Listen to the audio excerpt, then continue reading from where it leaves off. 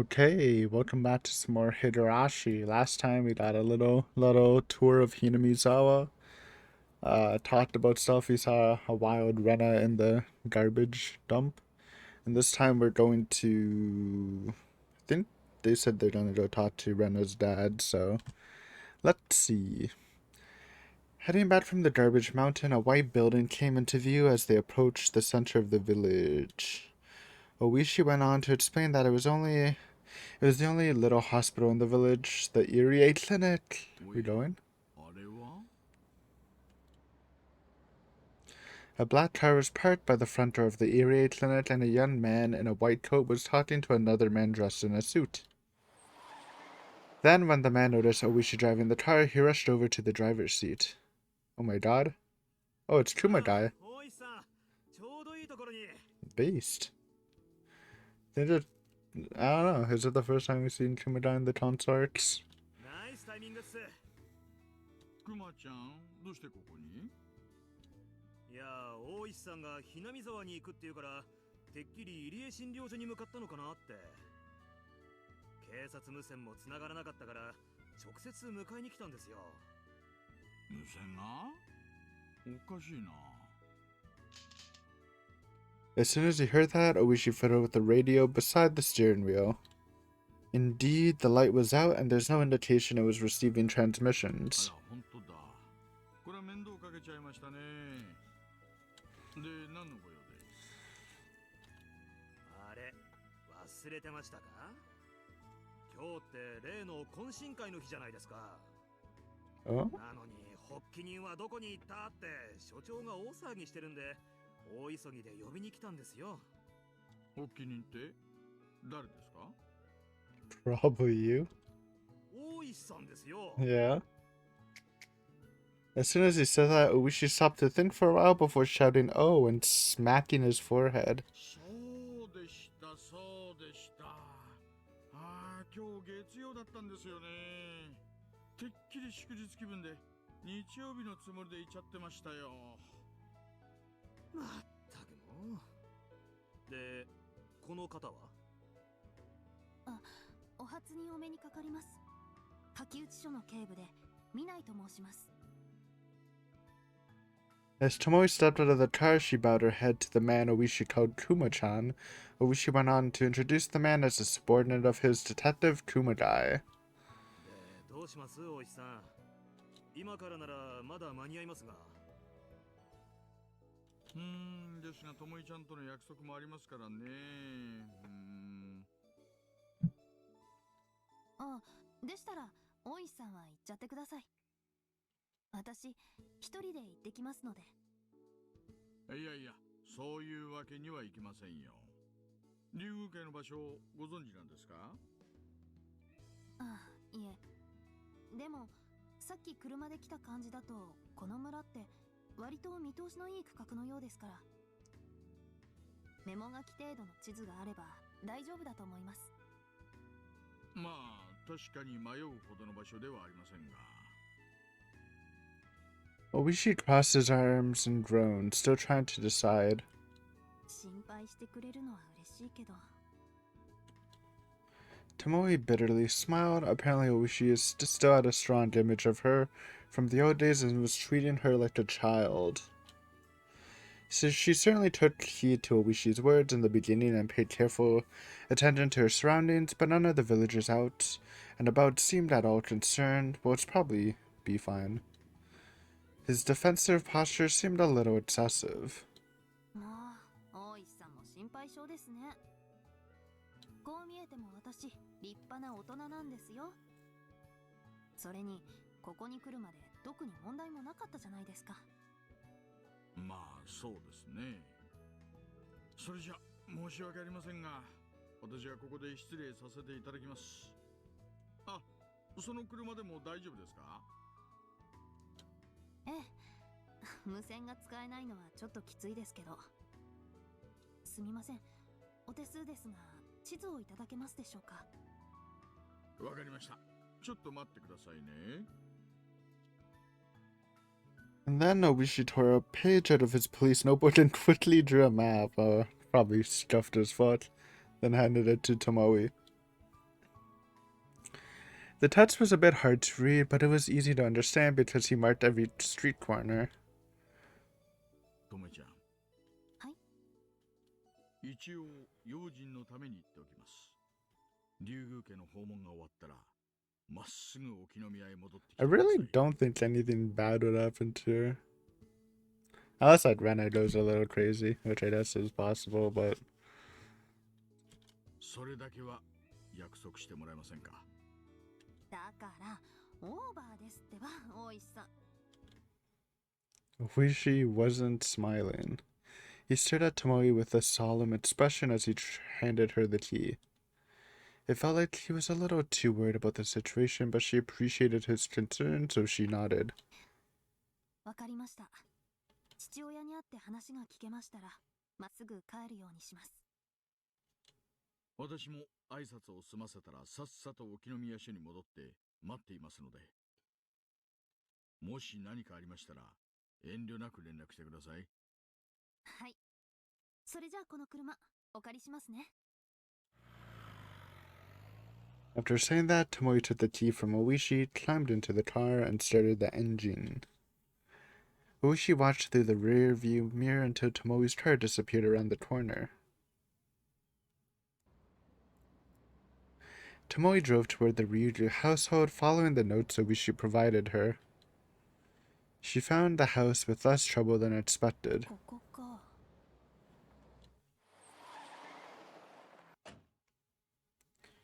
Yep. She stepped out of the car, closed the door, and subtly looked over her surroundings. There were no particular signs of other people around. Then she stopped in front of the entrance, took a deep breath, and lightly knocked on the door. ごめんください。竜宮さんはいらっしゃいますか？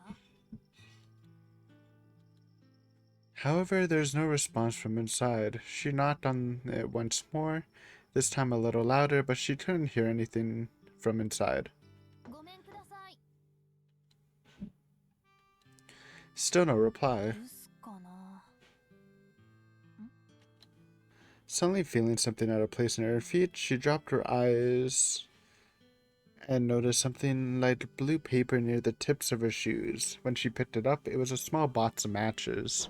ブルーマーメイド。 Oh, that's Rena's bar, I think, or cabaret club, whatever. Tomoe was able to pull the name out of the short-term memory after seeing the flashy logo. There certainly was a flashy cabaret club named Blue Mermaid in one particular corner of the downtown area. Naturally, that store was no place for a minor, so it was probably dropped by Rena or Ryuju's father. 確か父親は無職だって聞いたけど。 If so, he was in a good position. Tomoe had a prejudice against people who would spend time at bars downtown without having a regular job. According to that early investigation, he apparently received considerable compensation from his wife at the time of their divorce. But is there any chance that's the cause of his daughter's problems? It's definitely part of it. あれ？ Tomoe's eyes turned to a strange object in the yard when she softly stepped on it. It was some sort of mascot doll from a store weathered by the elements. And looking more closely, there were various dolls, stuffed animals, and things resembling machine parts sat down beside it. It looked like they were carelessly sat down rather than deliberately positioned. じゃあ一体あの子はゴミ山で何を？ Excuse me? It's treasure? She did speculate earlier that an unstable mental state could be leading her to this act of garbage collection and her remarks about Oyashiro-sama. After all, Rena Ryuju's mental state could be the reason for her unusual actions. That theory was getting stronger and stronger. That moment... Rena? Tomoe suddenly felt something behind her and turned back. She couldn't see anything there, however. Oh, Hanyu. She's snooping. 何？何なの？ She could hear a sound intermittently, and she realized it was the sound of footsteps. A chill ran through her whole body. サトシ君が体験していることは、すべてお社様のたたりの前触れなの。誰かが遠くからじっと伺っている。誰かがずっとつけてくる。誰かがいつも自分のすぐ後ろから見ている。やがて足音は常に自分とずれて一つ余計に聞こえるようになるの。Remembering Owishi's earlier story about Rena Ryuji, Tomoe suddenly turned pale and swallowed her spit. What am I afraid of? Even after hearing that story, isn't it unreasonable to get this nervous? In which case, how do you explain that sound just now? She tried many times to shake it off as just her imagination, but every single time... Pat, pat, pat, pat. Dude, Hani, what are you doing? Why are you harassing this poor girl? Tip, tip, tip, tip. The footsteps immediately negated that denial, as if to mock her. I guess this is like a weird occurrence, probably. Not the Riddler, so Hani would be interested. Pat, pat, pat, pat. Tip, tip, tip, tip. Even after surveying the surrounding area, nobody was there. There was nothing suspicious at all. What is the meaning of this? Could this be what Reina Ryuju was referring to? Oyasho-sama's curse? Did she injure the gods by snooping around in a village where she didn't belong? Yes. Tomoe, forced to laugh, was struggling to deny the story she heard earlier. Impossible. That's right, it's impossible. Someone or some ghost-like entity was definitely following her. Even so, Tomoe couldn't cast aside the creepy sensations plaguing her heart, so she left the Ryugu household in a hurry. Then she opened the door to Owishi's car, jumped inside, and turned the key. However, the engine wouldn't start, it simply continued making idle sounds. Finding that suspicious, Tomoe opened the door, and at that point, she suddenly noticed the pungent smell of gasoline. What the fuck? That's not good. Stranded in Hinamizawa in the dark. It will soon be dark. Tomoe stepped out of the car and stood beside it, searching for the source of the odor. It was the gas cap in the back of the car. It was smashed open, and there's a few holes for kerosene stove or something laying on the ground below, covered in gasoline. The fuck, was someone trying to siphon her gas? How? That couldn't be the work of a ghost. But did that mean there's a person with malicious intentions nearby? She fought hard to suppress the urge to panic. Someone must have drained the fuel tank using this hose and spilled it on the ground. Technically doing so wasn't impossible. Still, she was only away from the car for a few minutes. Not only that, but even though Tomoe went into the Ryugu family's yard, she wasn't all that far away. Could some suspicious individual have skillfully carried that act while remaining completely unnoticed? I mean, I guess someone had to do it, but it's weird. For sure. Tomoe looked left and right, then behind her, searching for signs of another person. Nothing. Nobody was there? Impossible. That couldn't be. Someone was able to break the gas cap, drain the gas from the car, then disappeared in such a brief time frame? That couldn't be the work of humans. Then was it the work of the gods or something supernatural?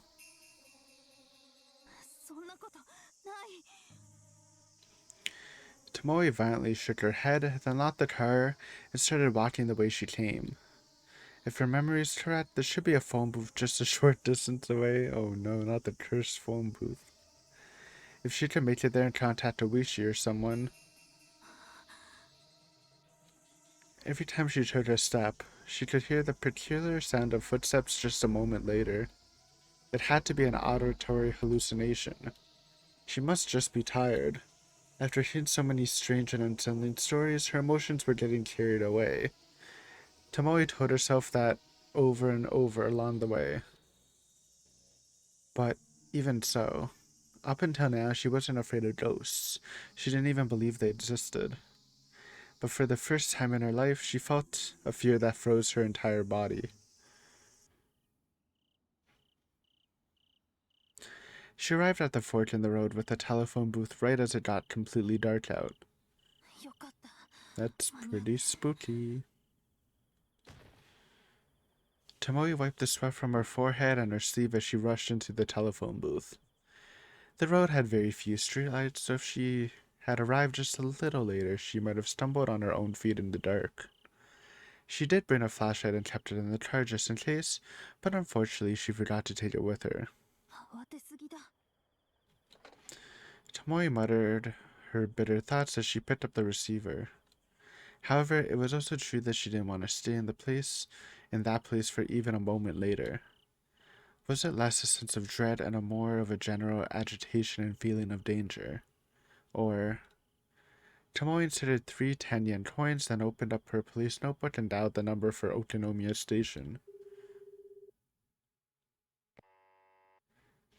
After a few rings, she heard the voice of an older man saying, "Hello?"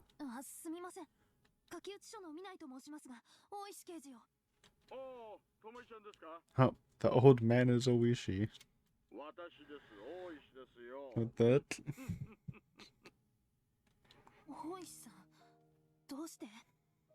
It was actually me who did that. Get pranked.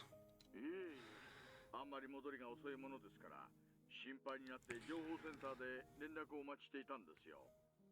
いやー、連絡がついて安心しましたよ。今どちらですか？あ、はい。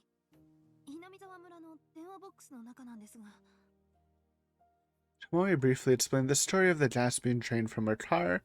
When Oishi heard that, he responded understood in a low voice that indicated he fully grasped the situation. すぐに迎えをそちらにやらせます。私も行きますので、10分ほど待っていてもらえますか？すみません。助かります。では、ここでお待ちしていますので。あまり歩き回ると危険ですから、そこでじっとしていてください。それじゃあ。Oishi hung the phone after saying that. She let out a heavy sigh of relief as she sat the phone on the hook. She already knew that she wasn't some child afraid of non-existent things in the dark. But the situation had gotten heavy enough that Tomoe wasn't able to watch anymore.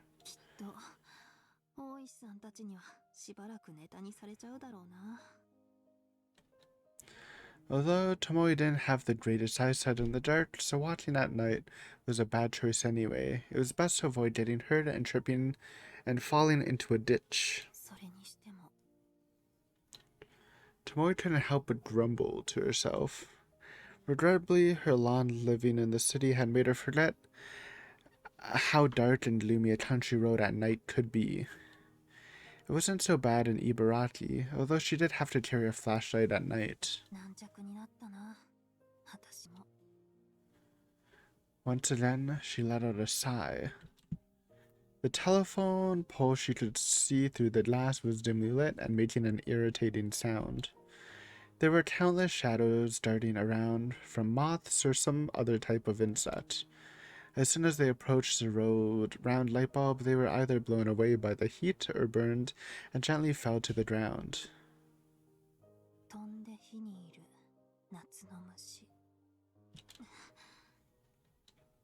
She couldn't help but shake her head, as she thought that Tomoe pushed the door open, trying to get out of an enclosed space to get some fresh air. Oh my god. Rena jump scare? What's with that drip, though? Never saw that in Higurashi. Good one game. That moment, Tomoe couldn't help but lightly raise her voice and immediately jump back to steel herself. Rena jump scare. Habu? Habu? Shit, honestly, if I had foresight, that would have been a perfect time. Perfect time for this. But it's not even plugged in. Shit. Kind of unlucky. This.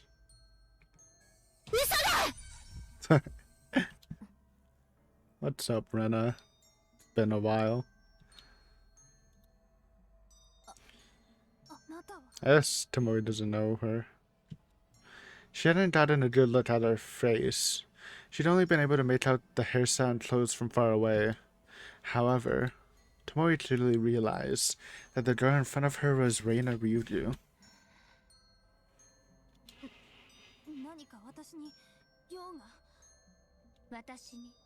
Oh. Oh shit. Tomoe's words were cut off by Rena Ryugu striking back at her with the same exact question and still no expression on her face. The coldness in her tone was as sharp as a knife.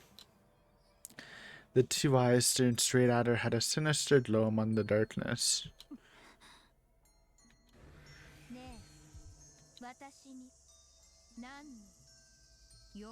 Oh my god, Tomoe getting pressed.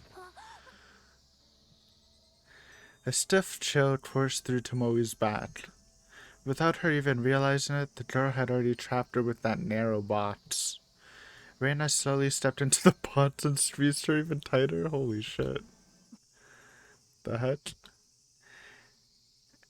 And then she noticed Tomoe's police notebook and stared at Tomoe with all her strength.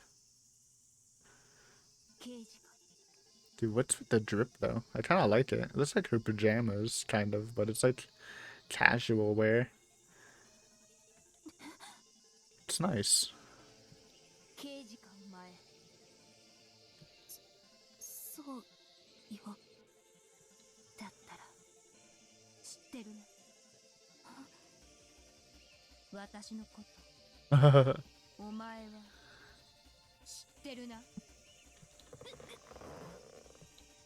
Tomoe felt her neck being tightened as Rena stood right in front of her, staring her down. It happened so suddenly, Tomoe was unable to react. Wait, is she actually choking Tomoe? Oh my god. What the heck? I was just... I remember when I said I don't think anything would happen to her unless Rena goes crazy like a couple minutes ago? Yep, I guess I was right.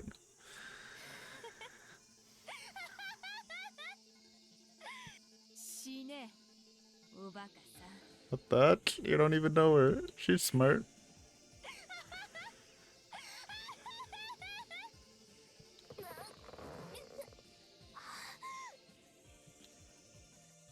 Well, that was a good arc. The scene before her eyes gradually grew darker. Her forehead was in pain and it felt cold and heavy inside her head. She repeatedly opened and closed her mouth, gasping, but not a sound came out.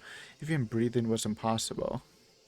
As hard as she tried to tear the hands away from her neck, they remained tight. In fact, the grip grew even stronger and the nails even started biting into her throat. Unless it's a hallucination. Could be. She could hear something, a sound from far away. No, this is someone's voice? What? What are you? And then Tomoe lost consciousness.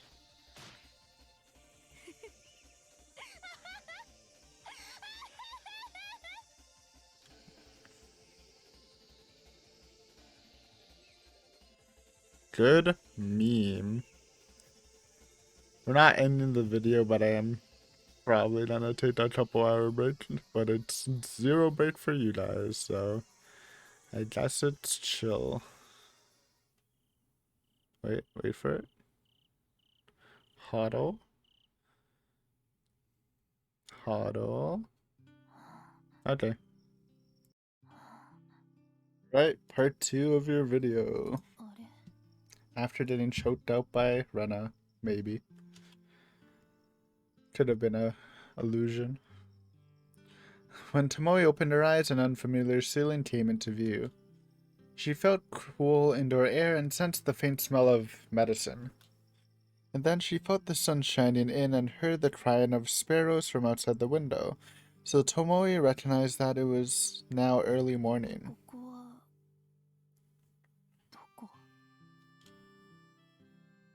She felt a cold sensation on her back as soon as she began to move. It was an ice pack. Feeling a bit more awake, Tomoe rose from the bed and took a look around. But the dull pain in her head forced a groan out of her. Yuri! Oh my god, we're in the clinic. Oh my goodness. Yuri's first appearance in the Tonto Arts, maybe. Did he appear in one of the earlier ones? I don't know. Possible first Takano appearance, though I know for sure she hasn't appeared yet. A person on the other side of the curtain seemed to hear that and rose from their chair. Then a young man in a white coat peeked his face through the gap between the curtains.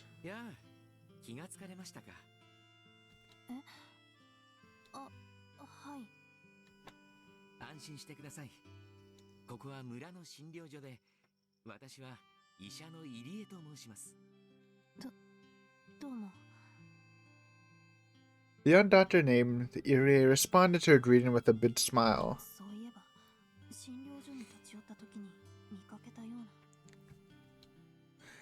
Then she finally turned her eyes toward her clothes. Tomoe was dressed in a hospital gown rather than the suit she had been wearing earlier. Takano changed you. You're blessed. Please, bring her out. It's been too long. Oh, don't let Takano inject anything into her, man. That can lead to some bad things happening, honestly. Really bad things.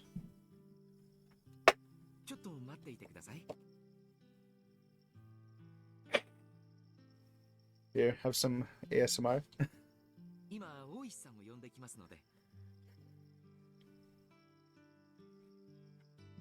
After Dr. Irie said that, he went behind the curtain and made his way out of the room.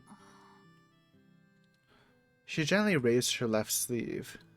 There was a bandage on her elbow where she lifted it, and when she lifted it, she saw the mark left by an injection needle, just as Dr. Irie said. If fucking Takano injected her with the virus, I'm not gonna be... I mean, I guess it would have already happened.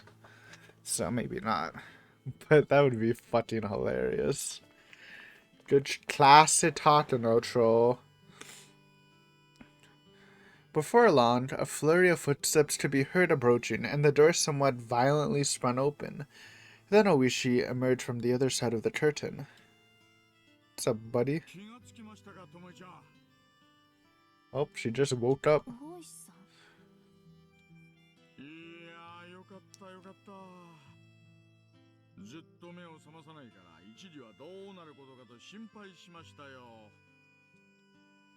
Oishi had a look of joy on his face as he took a seat in the folding chair by her side. His eyes were bloodshot and a little hazy.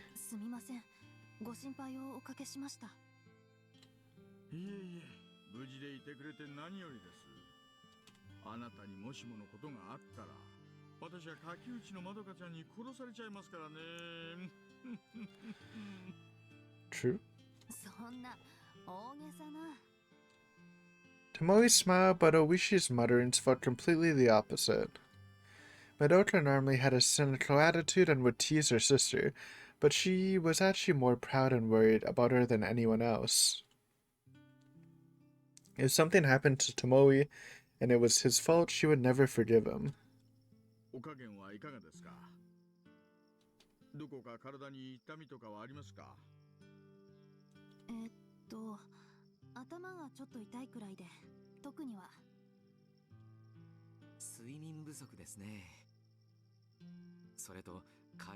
Oh my god, are they gonna say that she fainted because she was sleep deprived? It did seem a little weird that Rena would just up and strangle someone. It's not like she's in, like... She's not, like, level 4 or anything. Maybe, I don't know. I just will see. She felt ashamed as soon as he pointed that out. There's so many things to do lately that she had simply been taking short naps in the break room. The last time she'd gone home was 2 weeks ago, and that was just to pick up a change of clothes.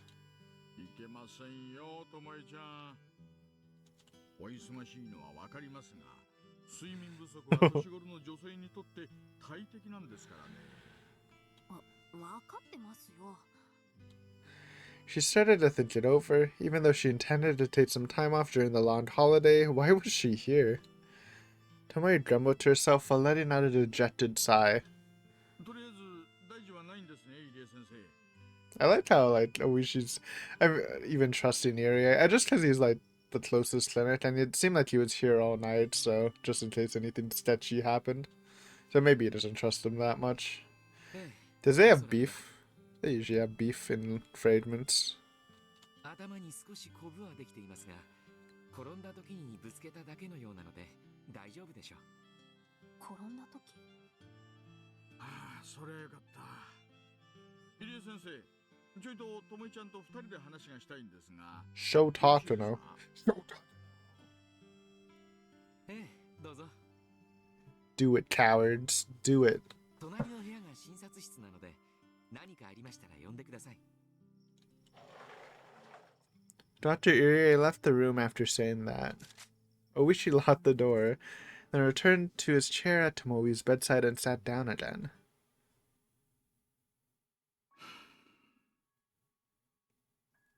昨日はすみませんでした。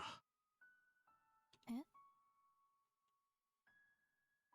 Tomoe stared vacantly after Oishi's sudden apology. ともいちゃんの連絡を受けてから車を飛ばして電話ボックスに駆けつけたら、あなたが中でぐったりと倒れていましたからね。正直まさか A little drunk. 酔いどころか肝が冷えましたよ。すみません。って大石さん、まさか飲酒運転してませんよね。Yes. Just a little. 運転させたのは若手で、そいつにはもともと一滴 Kumadai, always sober, my dude. So Oishi had made preparations to pick her up in the event of an emergency. Those preparations indicated how wary he was of the danger in Hinamizawa. ま、そっちに気が回るようなら意識もはっきりしているようですね。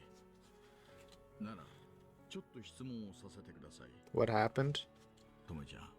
Yeah. 昨日の晩に何があったんですか？昨日の晩って。I got Rena. That moment, the last memory before Tomoe lost consciousness came back to her, and she immediately placed her hand against her neck. It stung like the skin was burning up, and when she tightened it, the feeling of suffocation she felt when it was being squeezed back then resurfaced, so she jumped and started feeling nauseous. そうだ。あの時。Reina Ryuju ambushed her and strangled her as she tried to exit the telephone booth.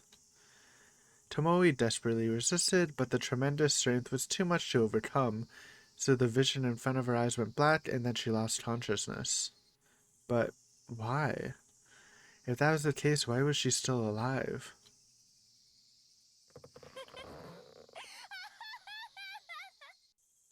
死ね、おバカさん。 So true.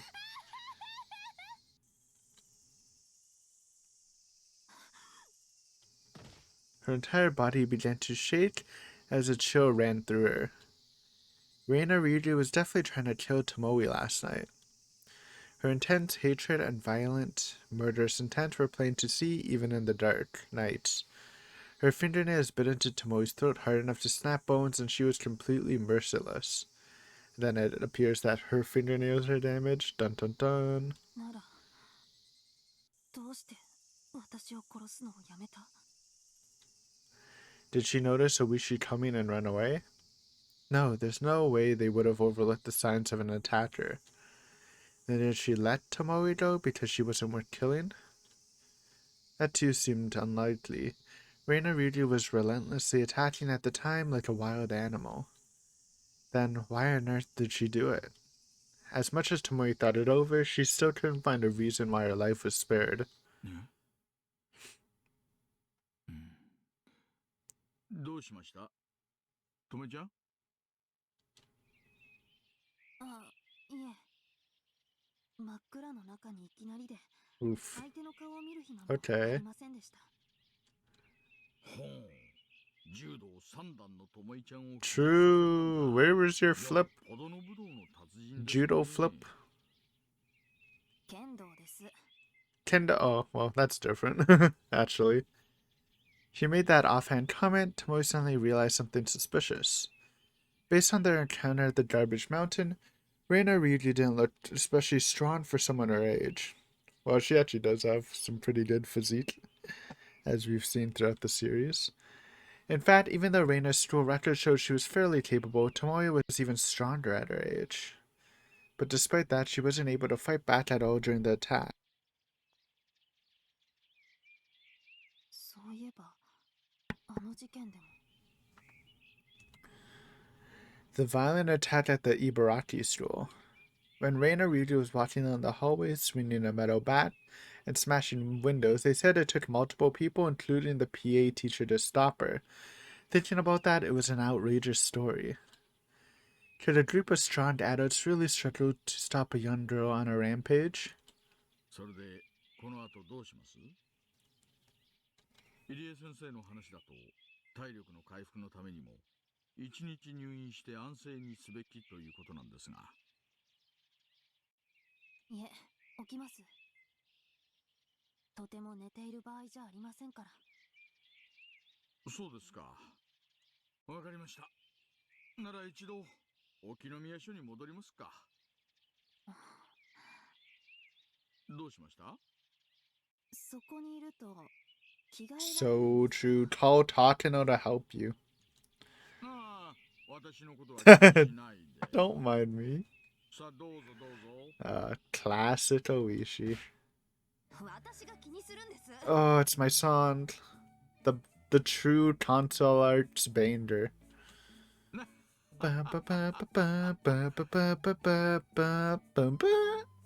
こいつは失礼しました。 After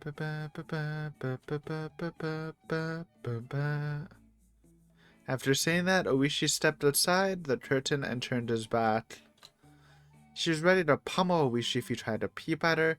Thinking that, Tomoe picked up her blouse and skirt and started to change her clothes on her side of the curtain. ともえちゃん、覗いたらぶっ飛ばします。リュウグウレイナが現在不定期に通っている病院の裏が取れました。 Oh. やはりゴグラにある大学病院だそうです。 Goldra. Where's the sick part though? No, I should have waited for the.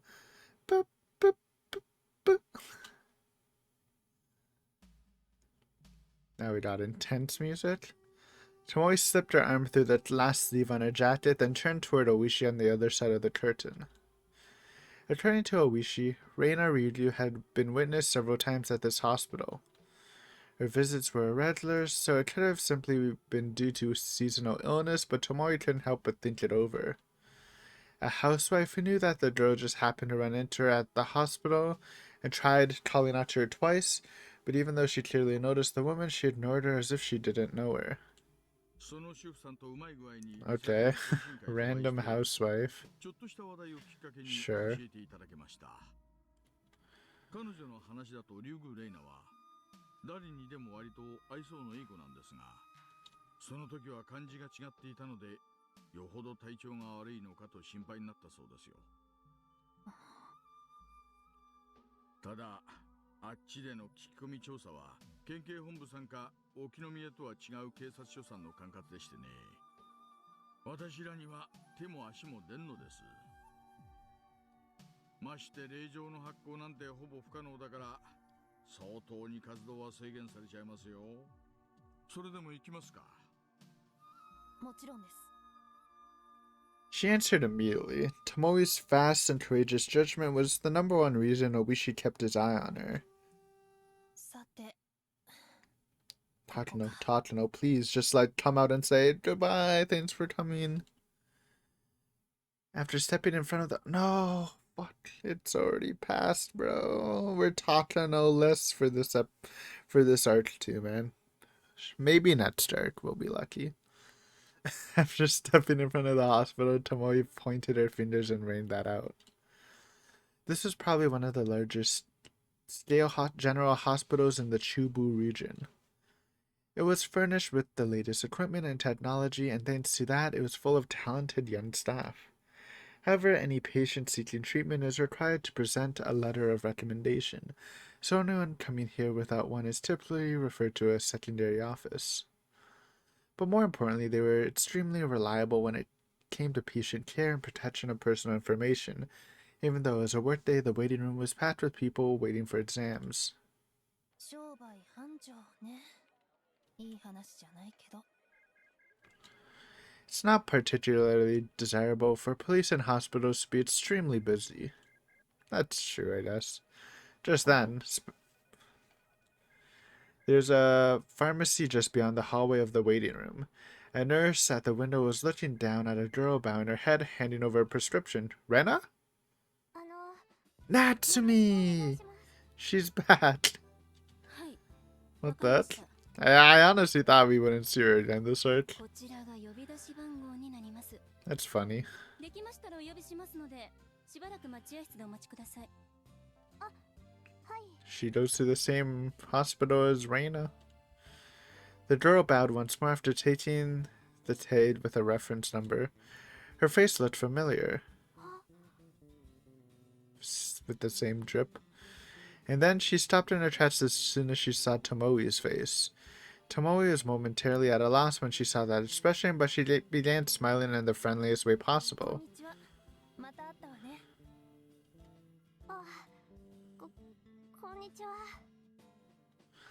The girl timidly ducked her head while greeting Tomoe in a frail voice. She had a very uncomfortable expression, like she was on alert knowing that the police were around. どこか具合でも悪いの？いえ、別に。あ、ごめん。ぶしつけなことを聞いちゃったわね。どうも職業柄、気になったことは何でも口に出すのが癖になって。Even after responding in that jovial tone, the girl carefully studied Tomoe's complexion, then immediately turned and looked down without saying anything. This was not the place to hold somebody up. With that thought in mind, Tomoe shrugged her shoulders and said, "See you later," then began to turn around. Then... Hmm? この前はありがとうございました。助けてもらったのに、ちゃんとお礼が言えてなくて。ああ、うん、別に。Tomoe is feeling lost about how to respond to that sudden expression of gratitude. Besides, Tomoe did hear her say thanks back then. Why on earth did she insist on going beyond to say it again? それに、私頭の中が混乱してて、なんだ失礼な感じになって、ごめんなさい。失礼なんて、私全然思ってないわよ。むしろ当然よ。怒ってませんか？なんで怒るのよ。今はまた会えて、とっても嬉しいわ。よかった。 The girl finally flashed a smile while breathing a sigh of relief. Even being the same gender, Tomoe found her innocent smile, childlike smile enduring. それにしても、この病院って人がいっぱいね。結構待たされたんじゃないの？あ、でも私は早めに来たから、割と薬局はちょっと混んでるみたいだけど。Tomoe followed the girl's gaze and looked at the pharmacy a short distance away. Indeed, there were about 5 people lined up in front of the window waiting for prescriptions and medical exams. じゃあ、待ってる間退屈しちゃうわね。あ、ちょうどいいところに自販機。ジュースでも飲まない？ Ooh, free juice? Yes, please. あ、いいえ、いいです。 Oh, she's humble. いいからいいから。オレンジジュースと炭酸、どっちがいい？ Well, what kind of soda?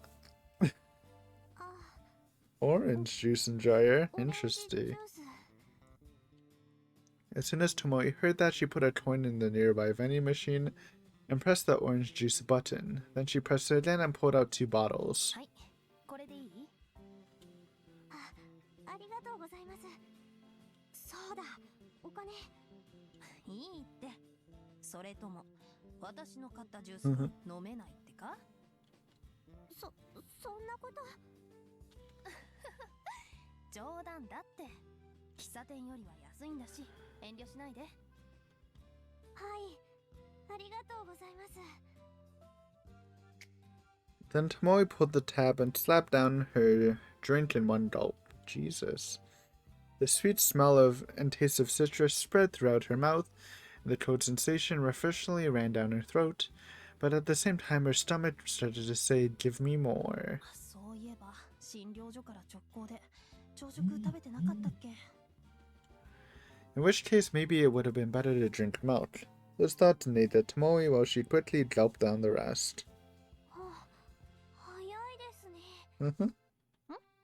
まあね、これだけは人に負けたことないかも。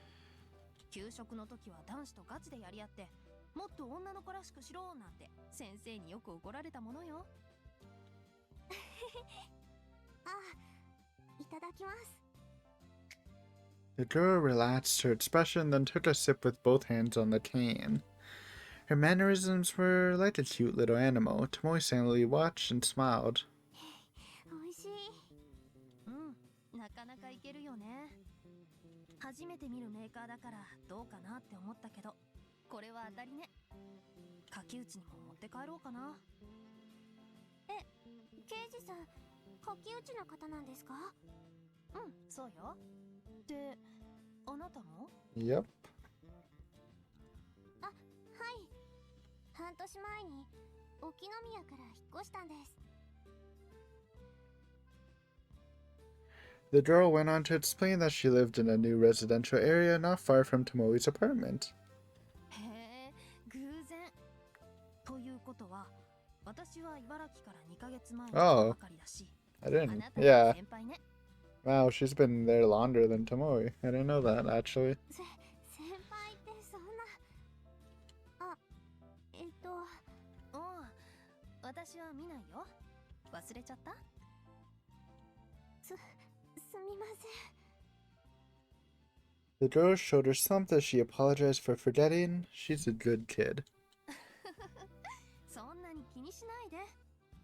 人の名前なんて一回で覚えられるわけがないんだから。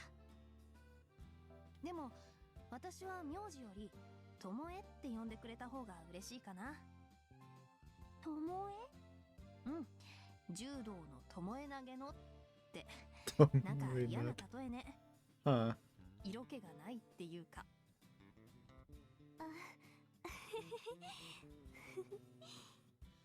The girl bitterly smiled, then burst out as though she suddenly remembered something. Perhaps the exaggerated demeanor was something she came to associate with Tomoe. あ、じゃあ、ともえさんでいいですか？あなたのお名前も聞いていい？はい、私、夏美です。君吉夏美って言います。へえ、君吉さんでいいのかな？あ、私も。 Ooh, first name basis. Dude, if they had this interaction in the past starts, man, it would have went so much smoother. わかった。 Tomoe might have lived. 夏美さんね。はい。 After being referred to by her first name, the girl Natsumi lost all the tension on her face and donned a gentle smile. あれ？君吉。 She did. That moment, Tomoe got stuck on that last name and started thinking it over, but Natsumi called her name, so she immediately went back to normal. どうしたの？夏美さん。柿内ってどうですか？どうって？なんていうか、ともえさんは引っ越してきて、どんなイメージだったのかなって。イメージね。駅前が賑やかで、飲食店が多いって感じかな。一人暮らしだからあまり利用しないけど。私、前がこの沖宮だったから、引っ越す前は都会にちょっと憧れてたんですけど、予想以上だったっていうか。予想以上？あんなにこの街とは違うんだなって。 Natsumi's expression clouded. Over as she said that, then she played with the can in her hands while carefully choosing her words. 柿内って買い物もすごく便利だし、人もいっぱいで賑やかですよね。でもなんだかスピード感が違うっていうか、時々目が回りそうになっちゃいます。最新の流行とかも何がどうすごいのか。今の生活楽しくないの？いえ、そうじゃないです。遊ぶところもいっぱいあるし、ショッピングも楽しいし。でも沖宮とはまるで別世界みたいだから、田舎者の私がうまくやっていけるか。なるほど。 The conversation started out with good momentum, but Natsume slowly started confessing her troubles to Tomoe. Even though this was their first real conversation, it was a strange feeling, but still maybe they were on similar wavelengths. And above all, they had the strange sense of kinship since they both recently moved to the same town. It's natural to be confused by the differences when moving to a new environment. Even a slight change in lifestyle and dialect can add up to a major sense of incongruity for the person in question.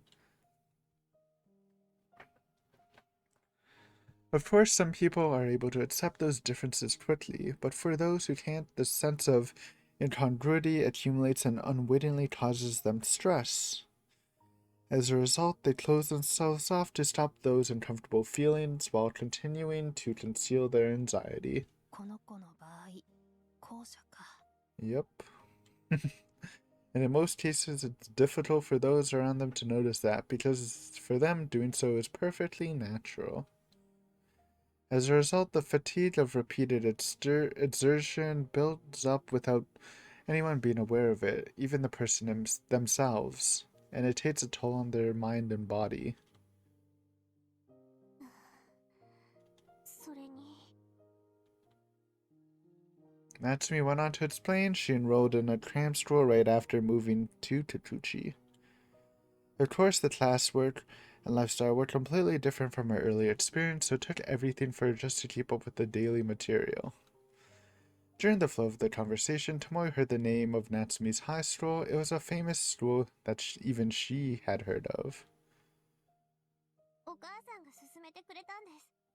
いい大学に合格するためにはちょっと無理をしてもいい高校に入っておいた方がいいって。だけど確かに趣味で走ってた人間に向かって練習もせずにいきなり全国大会に出ろっていうようなものよね。足が折れるか心臓が破裂するっての。 A change in living environment means a change in study environment. There's nothing unusual about the causing stress. Plus, as someone who saw herself as a country girl, she couldn't pass that responsibility off to others, so she had to inflict on herself. She didn't have similar hobbies or things to talk about with her neighbors.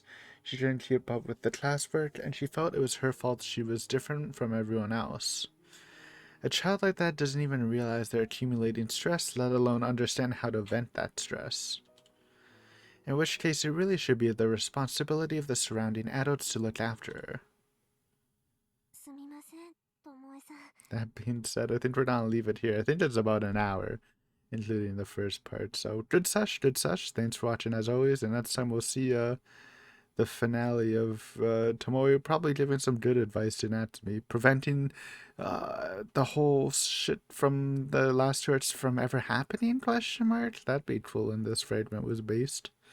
But yeah, thanks. See you next time. Peace.